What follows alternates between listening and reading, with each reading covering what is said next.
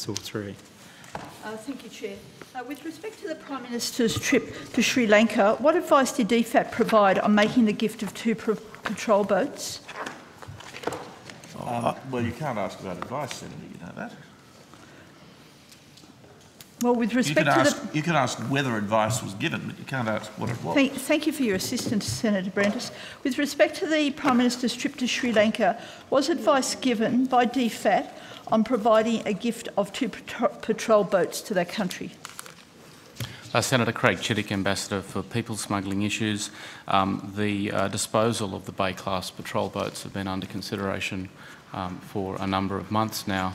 DFAT has been involved in the discussions within government on that disposal. In those discussions, was consideration given to what the needs of the Sri Lankan Navy are and their boats? And I'm asking that in the context of, are you aware that the Sri Lankan Navy has started running whale-watching cruises out of the southern Sri Lankan city of Galle on the 18th of October, and they continue every weekend?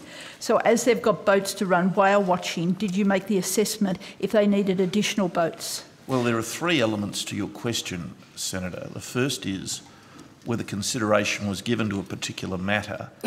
That goes to the content of advice, and I would submit to the Chair is objectionable. The second element of your question was whether the department was aware of whale watching. There's no objection to that part of the question. And the third part of your question, if I recall it, was whether an analysis was made of the whale watching, which I suppose is also not objectionable, but the first bit is. In your summary, what you failed to include is looking at the whale watching in the context of making a decision to give them 2 boats when they have boats to conduct whale watching. But I would be interested in the department's response. Well, if that's the point of your question, the whole question is objectionable because it goes to the content of advice.